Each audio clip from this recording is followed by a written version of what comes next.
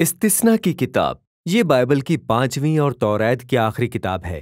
مصر سے خروج کے بعد بنی اسرائیل اپنے خدا کے ساتھ عہد میں داخل ہو کر 1 سال کوہ سینا کے دامن میں رہے، اور پھر انہوں نے بیابان میں تباہ کن راستہ اختیار کیا، اور خروج والی نسل نے اپنے آپ کو اس ملک میں داخل ہونے کے لیے نااہل کر لیا جس کا ابراہیم سے وعدہ کیا گیا تھا۔ اور اس طرح استثنا کی کتاب موسیٰ کے اس نئی نسل کے سامنے کھڑا ہو کر توریت کی تشریح کرنے سے شروع ہوتی ہے، اور یہیں سے کتاب کا ڈھانچہ اور مقصد سامنے آتا ہے۔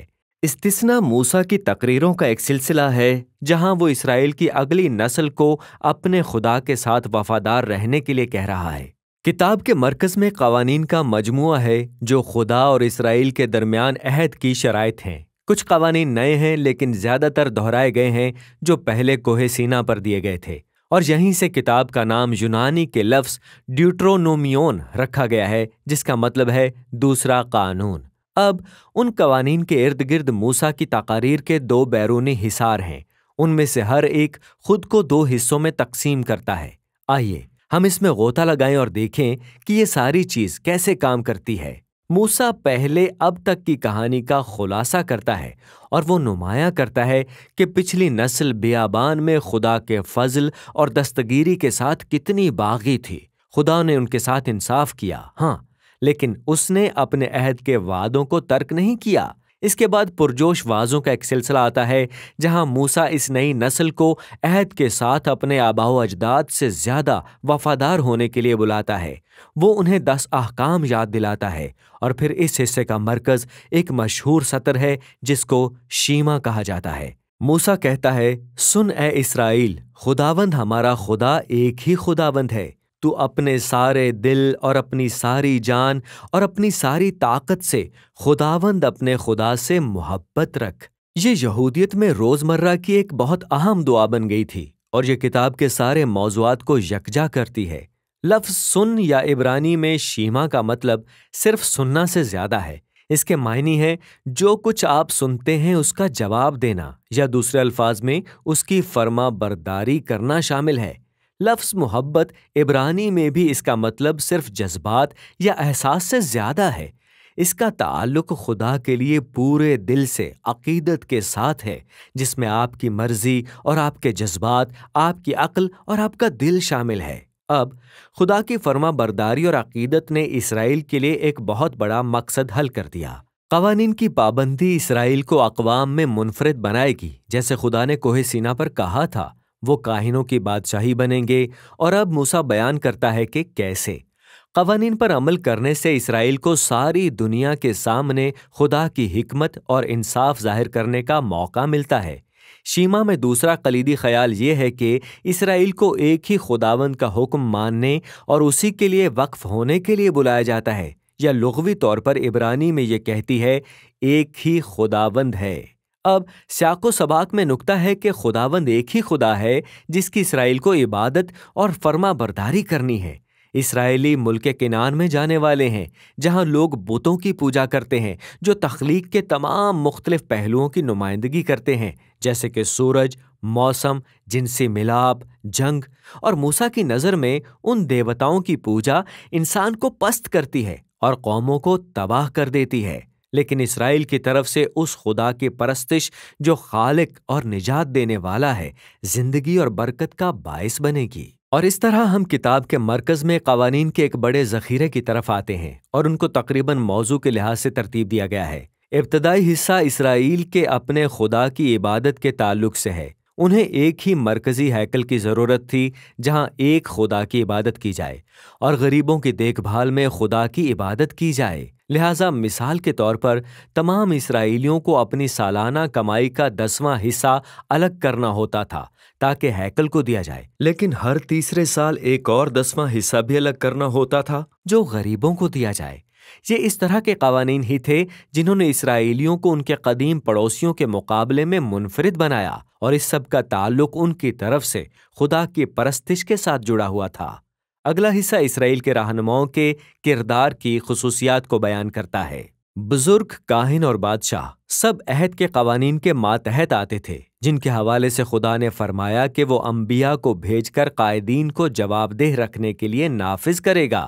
اسرائیل کے پڑوسیوں کے برعکس، جہاں بادشاہوں کو دیوتا اور قانون کو ان کی ملکیت سمجھا جاتا تھا، اسرائیل کے رہنما شریعت اور انبیاء کے ماتحت تھے۔ اس کے بعد اسرائیل کی شہری زندگی سے متعلق قوانین کا ایک بڑا حصہ ہے، یعنی شادی، خاندان اور کاروبار، اور سماجی انصاف کے، ان کے قانونی نظام کے متعلق اصول، اور بیواؤں اور یتیموں اور پناہ گزینوں کے تحفظ کے متعلق اصول، اور پھر عبادت کے بارے میں مزید قوانین کے ذریعے یہ نتیجہ اخذ کیا جاتا ہے۔ اب ان قوانین کو پڑھنے کے لیے چند تجاویز پیش ہیں۔ یاد رکھیں، یہ کوہ سینا کے عہد کی شرائط ہیں جو قدیم اسرائیل کو دی گئی تھی، جو ایسی ثقافت میں رہے تھے جو آپ سے بالکل مختلف تھی۔ اور اس طرح نمبر 2، ان قوانین کا ایک بہت ہی مختلف ثقافت کے جدید قوانین سے موازنہ کرنا مددگار ثابت نہیں ہوگا، بلکہ یہ اسرائیل کو الگ کرنے کے لیے دیے گئے تھے، اور اس لیے ہمیں ان قوانین کا اسرائیل کے ہمسایہ ممالک یعنی اسوریا یا بابل سے موازنہ کرنے کی ضرورت ہے۔ اور جب آپ یہ کرتے ہیں، سخت اور عجیب نظر آنے والے تمام قوانین اچانک واضح ہو جاتے ہیں۔ آپ دیکھتے ہیں کہ خدا بنی اسرائیل کو انصاف کی ایک اعلیٰ سطح کی طرف دھکیل رہا ہے جو پہلے معلوم نہیں تھی، اور اس طرح آخرکار یہ جاننے کی کوشش کریں کہ حکمت کے کون سے بنیادی اصول یا انصاف کس خاص شرعی قانون سے منسلک ہیں، اور یوں آپ کچھ بہت ہی گہری باتوں کو جان پائیں گے۔ تو یہاں ایک اضافی فائدے کی اسائنمنٹ ہے۔ جا کر دیکھیں کہ پولس رسول کرنتھیوں کے نام اپنے پہلے خط کے 9 باب کی 9ویں آیت میں ایسا ہی کرتا ہے، جہاں وہ استثنا 25 باب کی 4 آیت سے شریعت کا حوالہ دیتا ہے۔ یہ سچ مچ دلچسپ ہے۔ تو واپس موسیٰ کی طرف، تمام قوانین سے گزرنے کے بعد وہ ایک آخری چیلنج جاری کرتا ہے جسے اسرائیلیوں کو سننا چاہیے اور اپنے خدا سے پیار کرنا چاہیے۔ وہ پہلے انتباہ اور الٹیمیٹم جاری کرتا ہے۔ اگر اسرائیل اپنے خدا کی سنتا اور حکم مانتا ہے تو سب باتیں بہت اچھی ہونے والی ہیں، بہت سی الہی برکتیں، لیکن اگر وہ نہیں سنتے اور بغاوت کرتے ہیں تو کال پڑ جائے گا، آفت آئے گی، تباہی آئے گی، اور بالآخر ملک سے جلاوطنی ہو جائے گی۔ اور پھر موسیٰ فیصلے پر مجبور کرتا ہے۔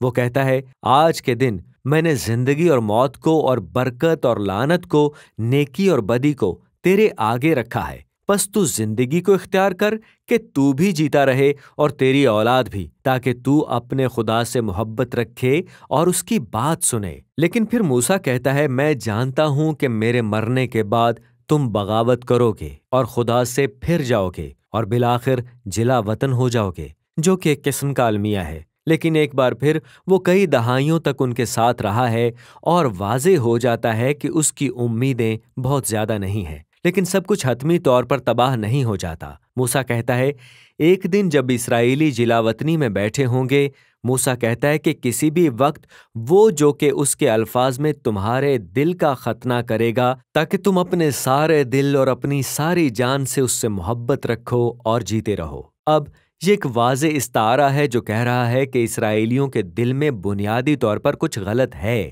یہ سرکش اور سخت ہے، اور پوری انسانیت کے دل کے ساتھ یہی چیز غلط ہے۔ یہ بات ہر طرح سے پیچھے باغ کی بغاوت کی طرف جا رہی ہے۔ انسانوں نے خدا سے خود مختاری چھین لی۔ انہوں نے چاہا کہ نیک و بد کی تعریف اپنی طرف سے کی جائے، اور اس کے نتیجے میں انہوں نے خدا کی اچھی دنیا کو برباد کر دیا۔ لیکن موسیٰ کہتا ہے، ایک دن خدا اپنے لوگوں کے دلوں کو بدلنے کے لیے کچھ کرے گا، تاکہ وہ حقیقت میں اپنے خدا کی آواز سنیں اور اس سے محبت رکھ سکیں اور حقیقی زندگی کی طرف واپس جائیں۔ اور یہ وہ وعدہ ہے جو بائبل کے بعد میں آنے والے نبیوں یرمیہ اور حزقییل نے بیان کیا، نئے دل کی امید۔ چنانچہ موسیٰ اپنی تقریر ایک انتباہی نظم اور پھر برکت کے ساتھ ختم کرتا ہے، اور پھر وہ پہاڑ پر جا کر وفات پا جاتا ہے، اور اس طرح توریت اپنے اختتام کو جا پہنچتی ہے۔ بائبل کی کہانی کے تمام پریشان کن معاملات اپنی جگہ پر ہیں، لیکن ان کا کوئی حل نہیں کیا گیا۔ عورت کی نسل کب آئے گی اور شریر کو شکست دے گی؟ یا خدا کس طرح ساری دنیا کو بچائے گا اور اس خاندان کے ذریعے سب قوموں کو برکت دے گا؟ اور خدا کی پاکیزگی کی ان لوگوں کے ساتھ کس طرح ہم آہنگی ہو سکتی ہے جو متواتر طور پر باغی ہیں؟ اور خدا اپنے لوگوں کے دلوں کو کیسے بدلنے والا ہے؟ آپ کو چاہیے کہ پڑھنا جاری رکھیں اور تلاش کریں، لیکن اب تک کے لیے استثنا کی کتاب کے متعلق یہی کچھ ہے۔